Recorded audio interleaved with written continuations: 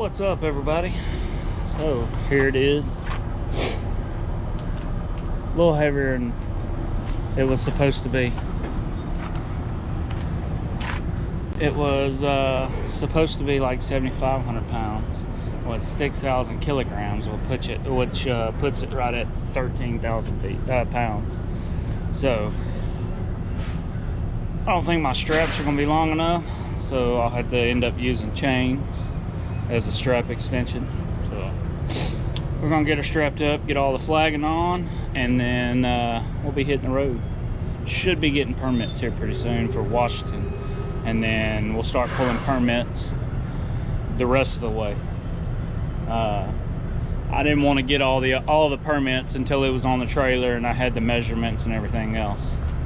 So I went ahead and got Washington this morning. That way, by the time I got unloaded and everything else, I can roll if the dimensions were what they said they were, which they are, except for the weight. But so yeah, we're gonna get this done, and I'll be back with y'all in just a minute.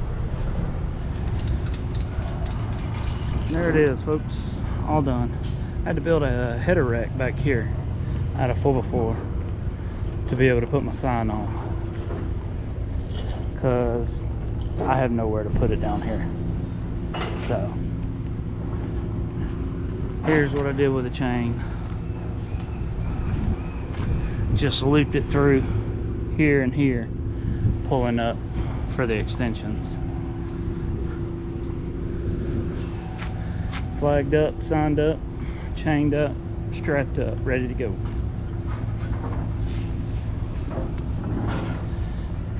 Like I said, it was almost double the weight. So the broker said to get him a scale ticket, and then he'll compensate us for the weight. And he's got to adjust the delivery date. He had us picking up today and delivering Monday. It's right at 2,500 miles. It's 2,480. And then if you figure in about 15% extra, just in case the route changes on the permit, you know, they make you get off here and go around this and that and all this other kind of stuff. So just say like 2650. There's no way I can make it there Monday. So yeah, he's gonna change the date on the rate con, and then said he's gonna work on getting us more money for the weight. You better.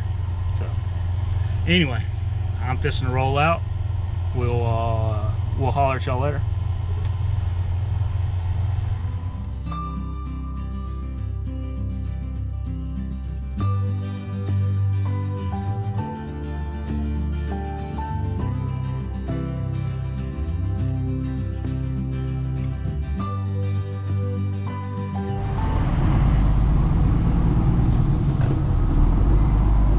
All that, and I gotta go back. They are not sure if they loaded me with the right cargo. My package says C10, my paperwork says C1.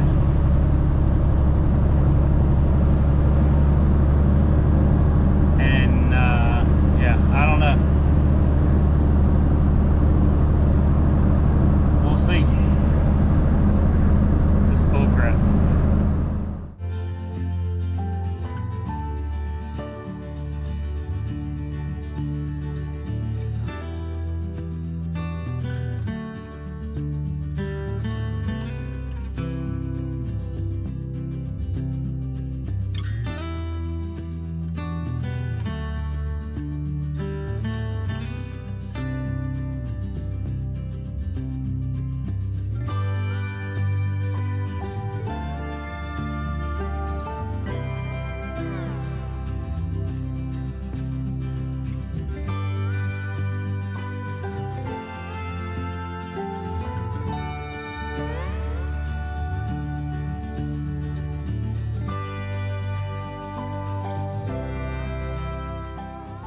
All right, the way I did this is you don't use the pipe stake, use the chain stake, the round stake.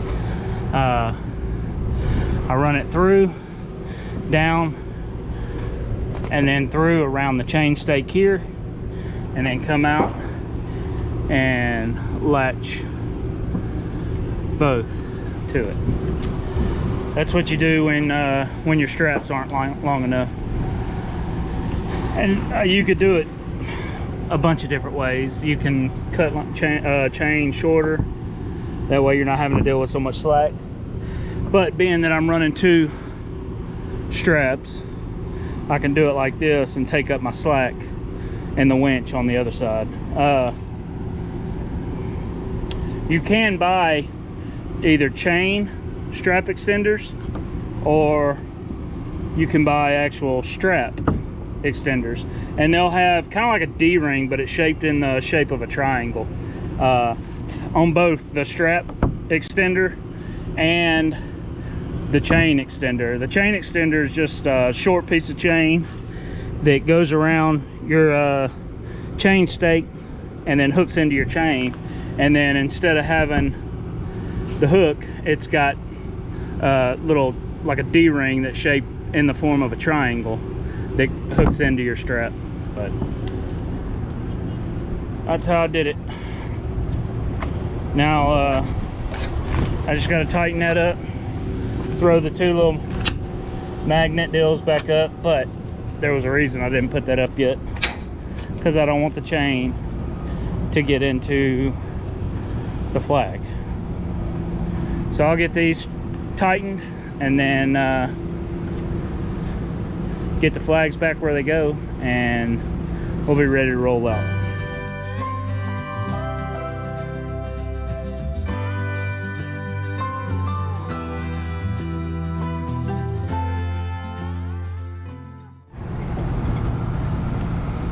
Now we should be ready to go.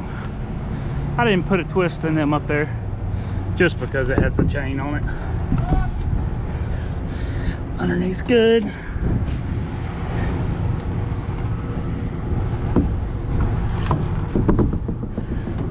Tight, tight.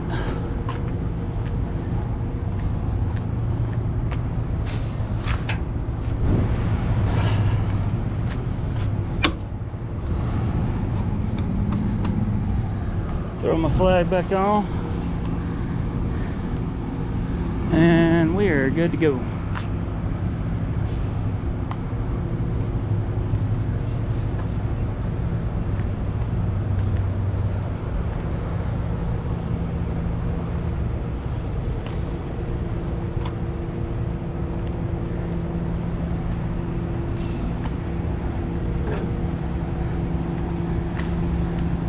Now we can go through the x-ray machine and get our paperwork. I'll holler at y'all later.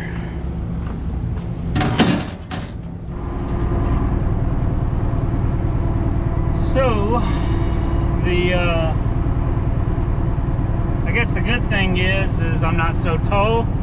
I still got wind resistance, but before I was 13, 4 1/4. Now I'm right at 10 feet. But the thing that sucks, oh, also my weight dropped from almost 14,000 pounds to a little over 7,000 pounds.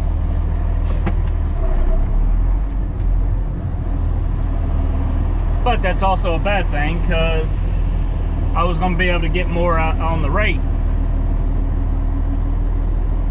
Now I'm going to be able to get us some a little bit of detention time, but oh well.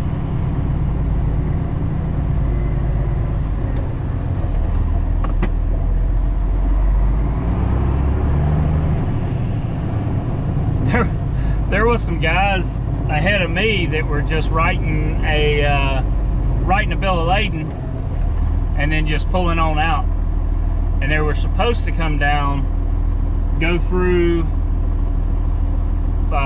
border and customs, and then get a BOL on the way out. But I don't know how that's gonna work. Anyway.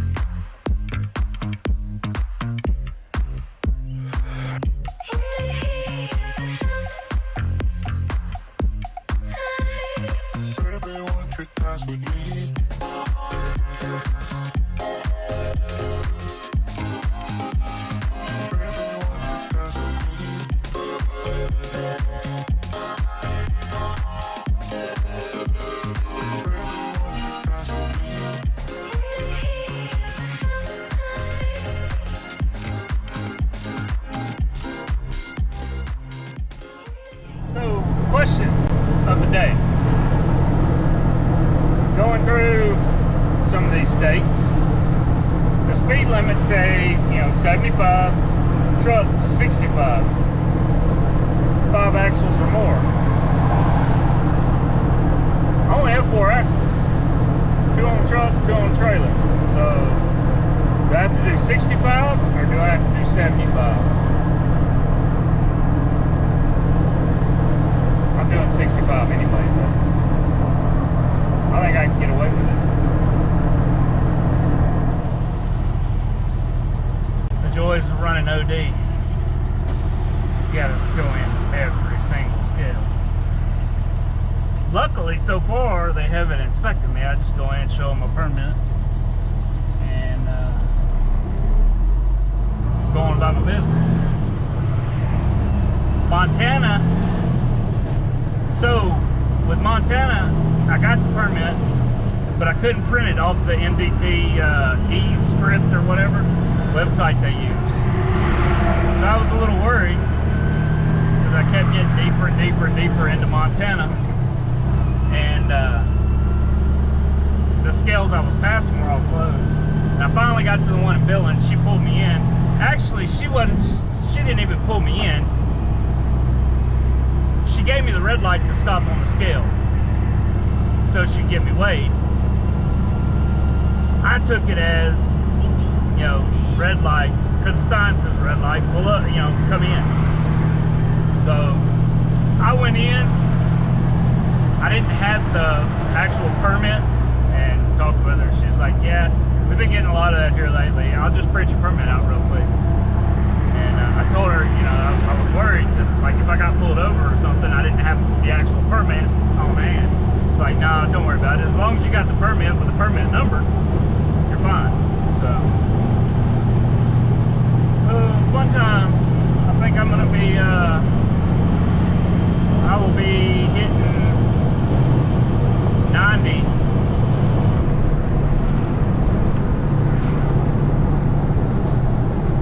Here in Billings, going down and then cutting across 80. A lot of the there was a bunch of Landstar trucks, a bunch of older gentlemen, and I talking with them while we were sitting there waiting to get loaded at the port, and they all kind of told me which way they were going. So I'm a copy experience. They said it's a lot easier because you ain't got to deal with the throughway and tolls and all the toll roads, trying to go around them, around the Chicago area. And plus, if I would have went through Wisconsin, I'd have had to open up an account with Wisconsin to get a permit.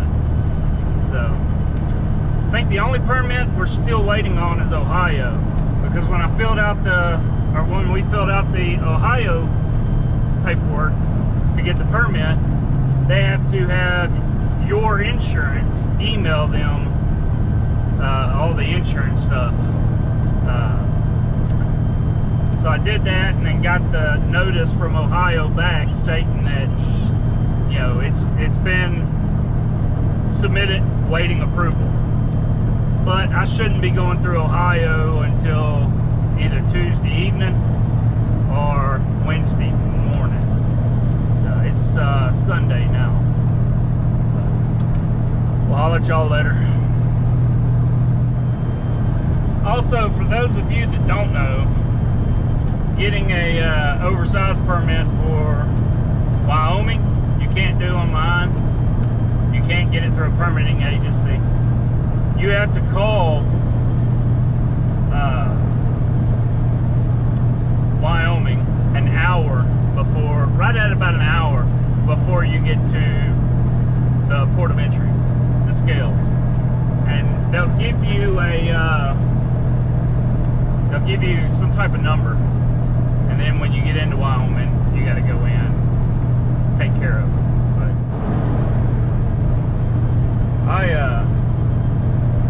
I have a book. I bought the book from TA for oversize, overdimensional, overweight. It's for the year 2021 and 2022, and it's very helpful. Another thing I've been using too, which from what I see goes right along with the with that book, is heavyhaul.net for the overdimensional. You pick the state you want to check out, and it gives you all the rules and regs for that. Hauling OD is kind of a headache. For one, you know, you're always having to watch, which I'm not that bad right now. I'm only 11.6. If you get any wider than that, I'm sure it'd be even more of a headache. But the part that's a headache is like what I've been doing before I cross state line. I'll stop, pull up the permit, because the permits will also give you all the instructions. You know, what you're required to have, the lights, flagging, signage, all that kind of stuff. Well, each state is different. Washington was flags and signage. I believe you didn't need a light unless you were driving at night, but anything over 10 was daylight hours only as far as width. Idaho was the same. Montana, anything over 8.6, you gotta have flags, signage, and either lights on the front of the power unit or the beacon on top. And if the beacon can't be seen 360, then you have to get a light in the back also. Whereas like when you get into South Dakota says anything over or anything under 12 feet, you must take your signs off or cover them up. So yeah, everything's different. Each state has their own set of rules. It'd be a lot easier if each state was, you know, went by a standard. You know, this is a standard. This is how you need to be. You know, but it's not how the government works.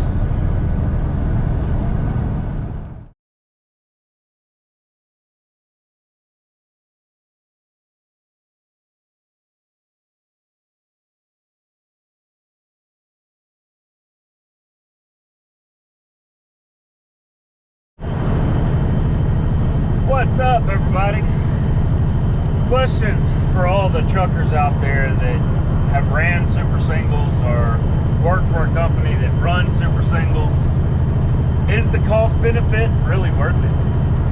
The only reason I asked is I passed one just a minute ago that looked like it looked like it was probably a recap. I don't know if you can recap supers, but basically the cap come off, and when it did, it destroyed the side of the trailer and took out the super single on the front axle of the trailer, on the driver's side. So he was down on the side of the road. But that back rim, you could tell, was kind of digging into the pavement as he was getting off. So now you have a truck on the side of the road with 2 blown tires, I'm pretty sure a messed up rim, and a trailer that's all jacked up now. I don't really see the cost benefit of that, in my opinion. One of the reasons I'm asking here is because I've seen that was the 3rd one on this trip from Washington to Ohio. All super singles, of course, trailer tires. And I'm pretty sure it's due to improper maintenance of the tire, but 80% of these people out here that are in trucks aren't going to check their air pressure every pre-trip or every post-trip, at least once a day. So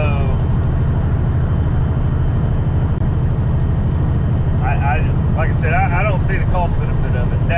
The one I passed yesterday, I believe it was in Illinois, both tires on the driver's side also went, and they come completely off the rim, both of them, and we're sitting against the guardrail on the other side of the interstate. And I guarantee you both of them rims were destroyed, because you can see where he was in the middle lane. It was a 3-lane. He was in the middle lane, and I guess when they went, the trailer went onto the rims went to the pavement and just ate the pavement up as he was pulling off. But like I said, I'd never run them. My personal opinion. I just don't see that little bit of fuel saving, being worth the damage they do when they go. But what do y'all think? That's my opinion. So, I'm just curious, because I don't run them. I've never ran them. Never had a truck that used them. So, was just wondering.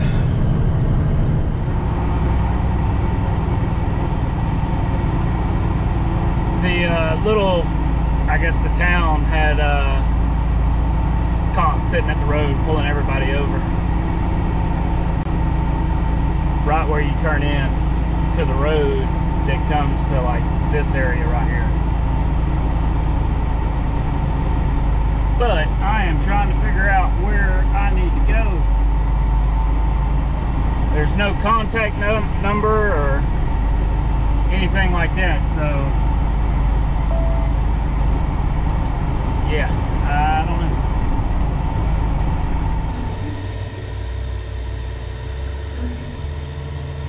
Good evening, everybody. Well, we got that unloaded. That was it wasn't too bad. So when I pulled up, I talked to the first guy, and he's like, man, I don't think that's ours. I don't know whose it is. There's like 3 or 4 different contractors out here, and they all have these crates coming in. But I ended up walking around for about 10 minutes, found the people that this crate belonged to, or the customer, contractor that crate belonged to, and they were on lunch break. So I got everything unstrapped, all the flags, oversized signs, lights, all that taken off, put away. And then they come out and unloaded me. Now I was there probably hour and 45 minutes, so not too bad. Ended up finding another load that was 28 miles away. and it's back at the same place. That I picked up from when I blew my motor. So hopefully this one goes good. Same broker, everything. Called, she was like, oh, I remember you. Yeah, I remember y'all. And so we'll see how it goes.